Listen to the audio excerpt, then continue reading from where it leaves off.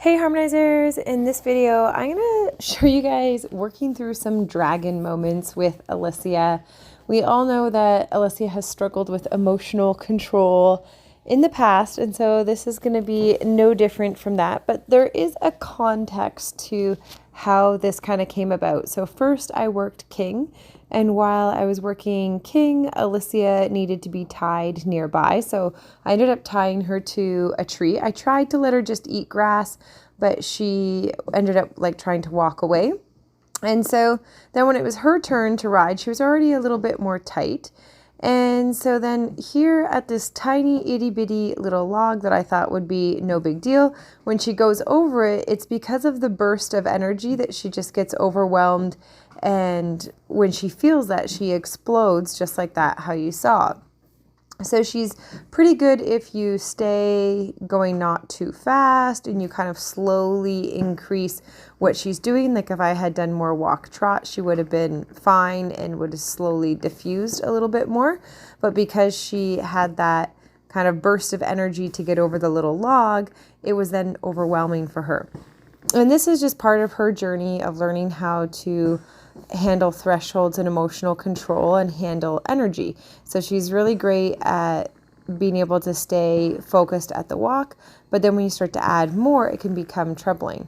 So I decided to take over to ask her if she could side pass the log, which is something that she did before this filming started. It wasn't on camera, so I can't show you, but she side passed the log, no big deal. But now she's worked herself into a big enough kind of emotional control upset that she can't even do that. So I decide to get off because it's safer, and I say, can you just go for a canter? And that's where we see this all sorts of leaping in the air, and I obviously don't have a whip or anything like that. I'm just asking her to move her feet.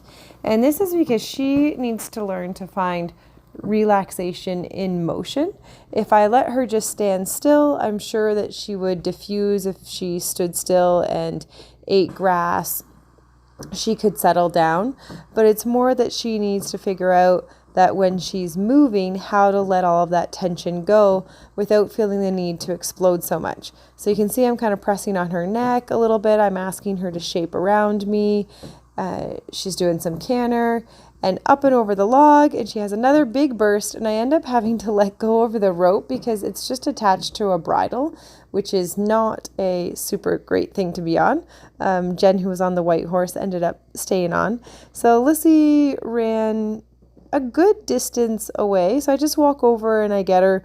One of the things that's really important is if your horse gets away from you and something like that happens, you can't go up and punish your horse. You have to simply just lead them back. If you get angry at them, one, you're going to make them hard to catch because they'll think, well, if this crazy person comes over, I'm going to get run around. So I just catch her, bring her back over, and I put her on a halter now. So now I can actually hold on to the rope, and I ask her to do the little jump. And you can kind of see how when she does the jump, she kind of tucks her bum under herself a little bit and kind of rounds her back. She doesn't fully extend those back legs.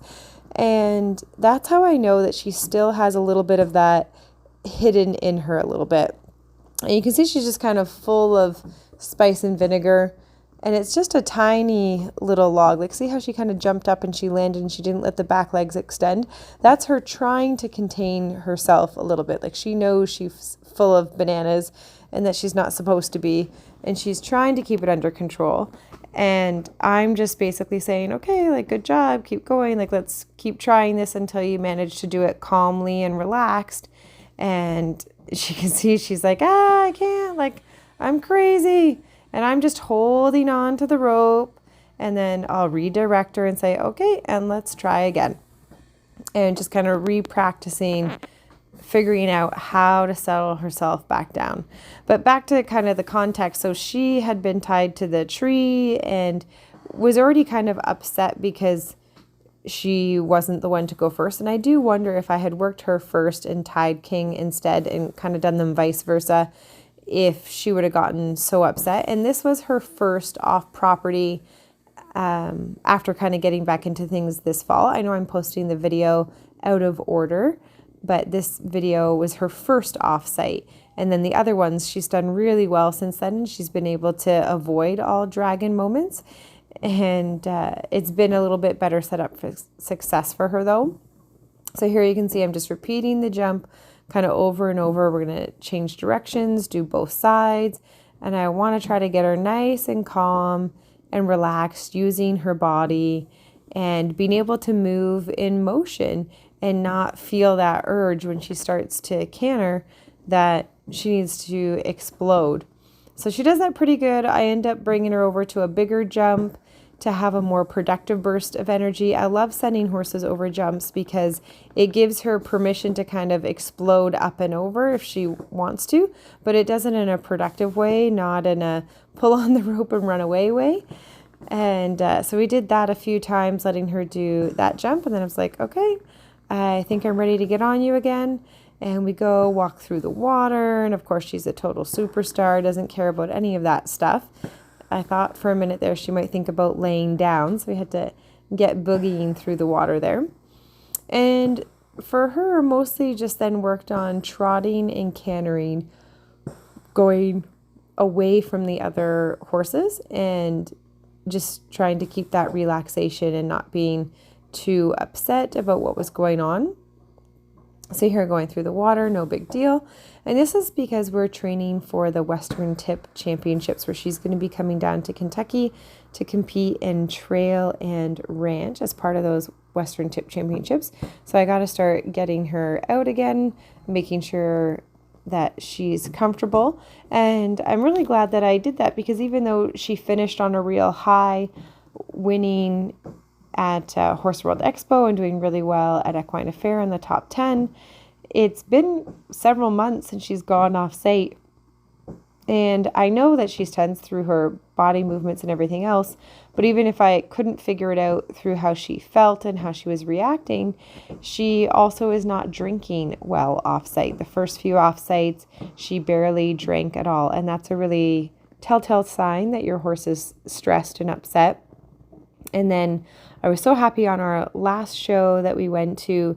She did amazing. She actually drank before our class. She came back to the trailer and she drank like a bucket and a half of water. So that tells me that she's like, oh, okay, I get it. Like, I go places, I'm okay. I go back home. And she was relaxed enough to drink and kind of be her normal self. She was actually a real superstar. I was really happy about that. But I thought this would be a good video to show you guys, even though it's not all happy and my horse being perfect, it shows you that she has some real moments and does get upset sometimes. And then if you work through it, you don't have to be mean to your horse. You don't have to go get a whip. You don't have to do anything like that. You can just work through it, help give them the patience to find that relaxation. And then you can see we're going around. We're going to do some trot and some canter. We're going to do both directions. We're working on going away from the other horses, just keeping that focus. And here doing some canter to the right. And she ended up doing really, really nicely, some beautiful canters and some changes of direction. And I moved her out into a bit more of an extended canter, and everything went really nicely. I didn't venture into doing more jumps, both because for the thoroughbred makeover, or sorry, she's not doing the makeover, she's doing the tip championships. I don't really want her jumping things. I need her thinking just step over things. But also just after getting her nice and settled, I thought we're doing some nice walk, trots, and canters. I don't need to push my luck into jumping. We also had the other two horses that we were holding, and had to get back home as well. So there's lots of stuff going on. But overall, she ended up settling really nicely. You can see we're doing some nice little transitions here with the canter. You can see Newton. That was Sarah's holding Newton and King while filming at the same time. So definitely multitasking. And it's definitely a lot harder when you take a couple horses somewhere versus just taking one, because you have to divide that attention. And in Elysia's case, she ended up getting really worked up while waiting for her turn. So it'll be interesting to see how things go. We already know the next couple shows she did actually went really, really well, but it'll be interesting to see how things go when we get to Kentucky, because she'll have a stall there that she can settle into and I will be taking the horses out one at a time.